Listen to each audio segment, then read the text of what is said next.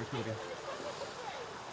This is Burrowbridge, right in the heart of the Somerset levels. Everyone gathered here this morning to watch the high spring tide here on the River Parrett. You can see just in the last couple of minutes it's begun to burst its banks. The river just so swollen it just cannot contain all this water, and you can see it's just streaming down the road here towards the Somerset levels, which are completely flooded themselves and won't be able to take much more water.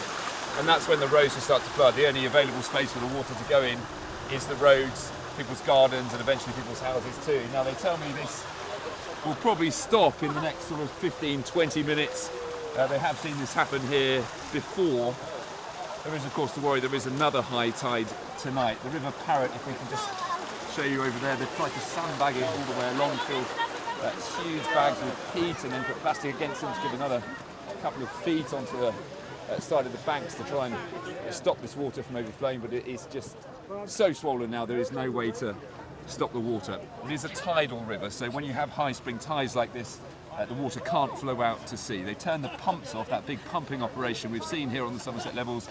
They'll switch those off during the high tide so they don't fill this river with any more unnecessary water.